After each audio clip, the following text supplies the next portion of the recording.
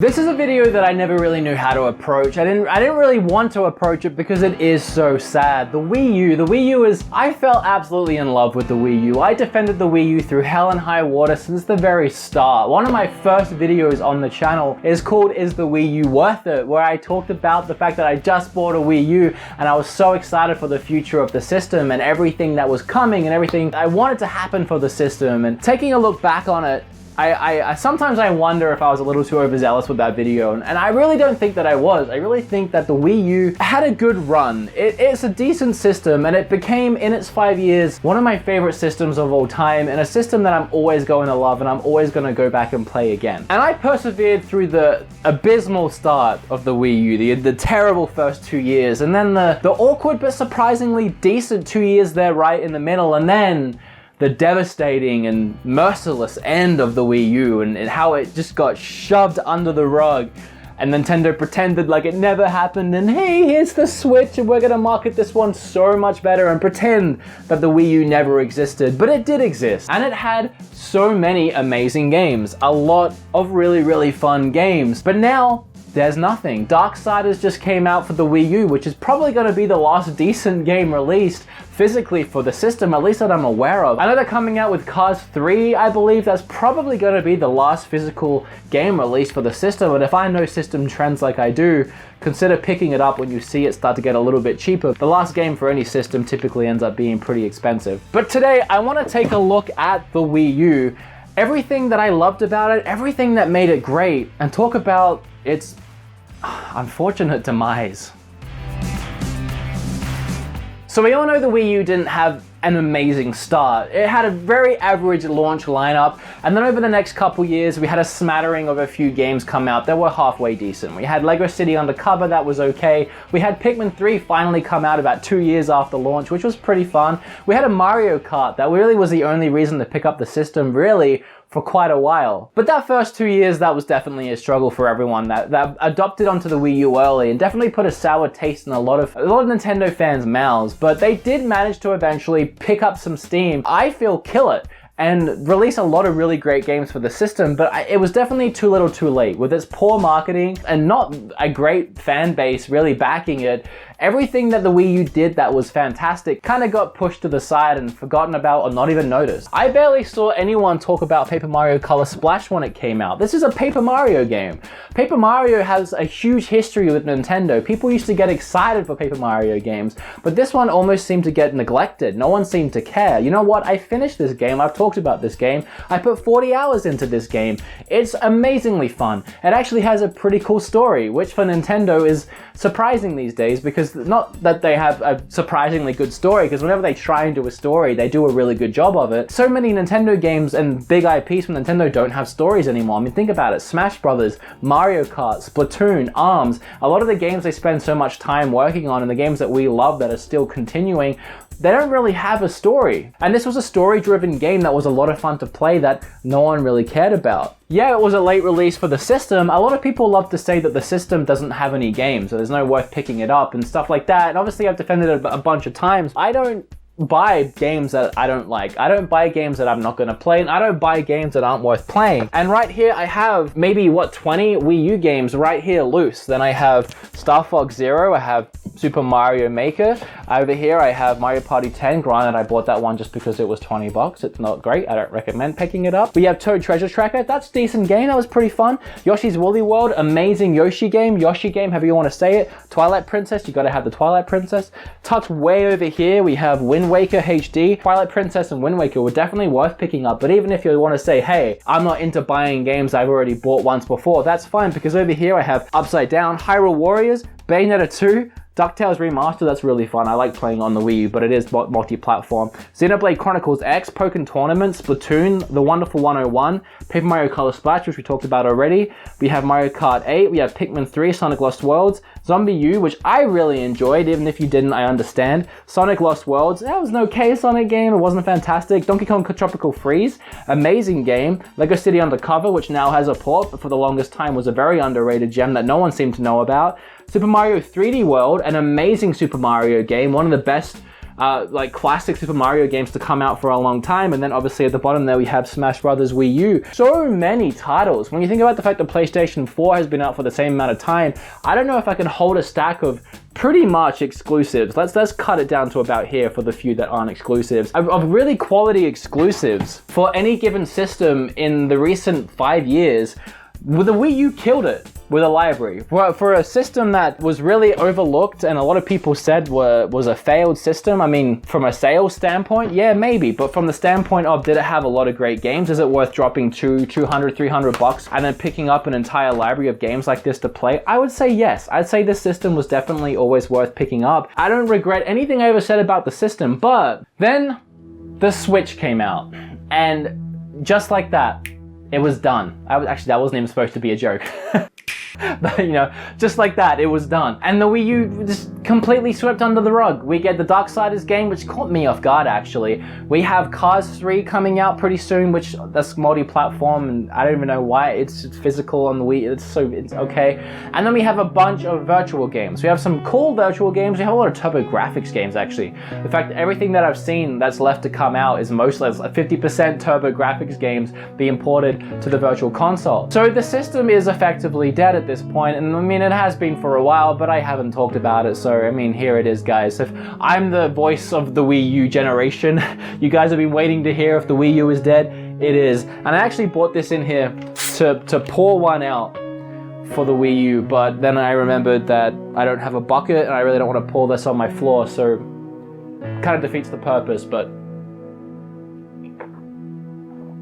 I'll pee it out eventually, that counts, right? So the system is no more, but its legacy will live on. The Wii U did create a lot of really cool concepts and a lot of really cool IPs. Thanks to the Wii U existing and Nintendo having, I mean, it could have happened on any system, granted, but this is what the Wii U did. It saved Bayonetta.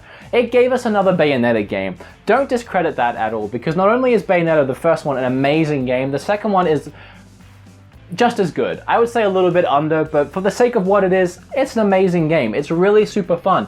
And we got another Bayonetta because of this. We got Hyrule Warriors. For you Destiny, what am I looking for? Warriors, whatever, D-Warriors fan out there. You got a Hyrule War, that's an amazing like little mesh of two franchises, and maybe there'll be a sequel. I'm not sure on that one, but I don't know if they've even announced it. We got Pokken Tournament, which is a really interesting concept, which again is being ported to the Switch. A lot of these games are being ported to the Switch, but let's not forget where they started, guys. We have Splatoon. We're in a position that we got a whole new IP from Nintendo, which really was because I feel out of almost desperation, because Nintendo knew that the system wasn't selling. Why am I holding two of these? Because they knew the system wasn't selling that well, and they needed something to push, something new, something exciting. And so I think that really sat them down in their chairs at the old Nintendo HQ to think about what can we put out that's new, fresh, and interesting. And we got Splatoon.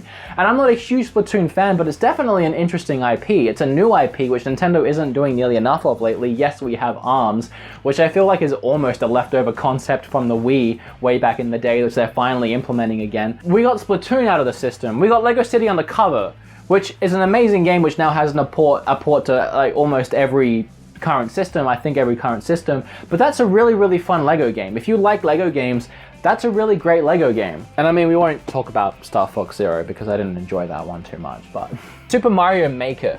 I feel like that concept, I mean, you look at the hand with the little stylist, I feel like that concept was derived purely because of this pad that we had. Because Nintendo really sat down again and thought, well, what can we do with this pad? We can really create some things. What if they could create their own Mario levels? And I really feel like that came from the Wii U. That concept came to life because we had this tablet, which again, Super Mario Maker is an amazing game that you can sink hours and hours and hours and hours of time into. And moving into the Switch, while the Switch is going to be a fantastic console and we're going to see a lot of great things come out of it, I'm really hoping a lot of these Wii U franchises, a lot of these Wii U ideas are getting ported and moved and are going to grow on the Switch. And even the Switch itself, this tablet, which you can take back and forth between your TV, that obviously started with the Wii U. The Wii U was obviously more primitive, where the system itself existed and then you could view it on the tablet, which arguably could have been a good way to go for this one as well. I kind of miss having that aspect. It's something that definitely started on the Wii U, and it's really, actually, I really like that concept, and I do miss that. Watch something on my Wii U pad like Netflix, while someone plays a game on my PlayStation on my TV, or vice versa, where I can play a game on my pad while someone watches Netflix on my TV. And I do miss that with the Switch. I honestly do miss that on the Switch, but you know, it's okay. It's a decent trade-off. I love the Wii U. I bought it back in Australia. The reason why I've had two pads in this video is because I bought it back in Australia and I brought my Wii U with me. And then it's region locked, which did suck, so I had to buy another one here, which is why I have this wonderful combination of colors up here, my PAL games and my American games. But the Wii U and me has history already in the last 5 years. Buying it on launch and moving countries with it, taking it on the road, taking it to Texas and to road trips. Every time I got a new game, I wanted to take my Wii U with me and play it somewhere else. There's just so many great games for it, and it started something. It started something in Nintendo. It started Nintendo looking at themselves a little differently. And I almost kind of like that it didn't do too well, because it really made them sit down and reimagine a lot of things, reimagine a lot of concepts, both with their next system and with their video games. I hope it helped them learn from a lot of mistakes, that you can't just put something out there and expect it to do well. Don't worry about marketing, don't worry about games, just get something out there and the fans will buy it. That's definitely not how it works, and Nintendo has learned a lot of lessons from the Wii U. Out of that desperation, we got a lot of cool things out of the Wii U. We got a lot of cool concepts, a lot of cool franchises, which can move over to the Switch, and we can definitely learn from this. We as gamers can learn from this, and Nintendo can learn from this, and we can move on, and Nintendo can get back to where they're supposed to be at the top of gaming, and the Switch is already doing really well. I'm not saying they have to get back on top of gaming, I'm not saying they should be on top of gaming, but they could definitely take steps to improve a lot of the things they've done wrong over the last 5 to 10 years. But in saying that, again, I absolutely adore my Wii U. One of my favorite systems of all time, like a system that I'm always going to go back and play. And I love the Switch, and I feel like it's definitely an improvement, and I feel like it's definitely going to have a better lifespan. A lot of cooler things are going to end up happening with the Switch, thanks to the support that it has, the coverage that it has, the fans that it already has. Never forget the Wii U. Never forget the Wii U. Don't let it be brushed under the rug and we all forget about it, move on and never play it again. Brush the dust off your Wii U and play it every now and then, because it is a really fun system. It did give us a lot of fun. It gave us a lot of cool things, and I will defend this system now and until the end of time. For now, it is done. The Wii U, it has no more games coming. It has no more attention and love being put into it. It is effectively dead. And that upsets me. And this is my goodbye. This is my tribute. This is my farewell to you, my friend. We've had a lot of good times. I've loved every second of it. You've given me a lot of fun games and memories. Your grandpappy, or your son, I guess, the Switch. Hopefully I'll have just as many fun memories with that system. But this was just my goodbye to the Wii U. That's all. There's no point to this video. There's no information. There's no news. It didn't really even review much. I just talked about how sad I am. But I appreciate you guys watching. Remember to hit that like button, leave a comment down below. Let me know why you loved the Wii U, or why you didn't end up picking one up. And on behalf of me and Zeldies and everything else in the love of video gaming, I'll see y'all in the next video.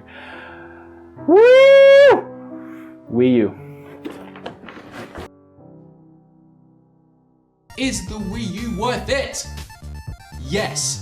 What do you guys think? Am I wrong? Am I right? Let me know in the comment section below. Is there a question you would like to see me answer? Also leave that in the comment section below.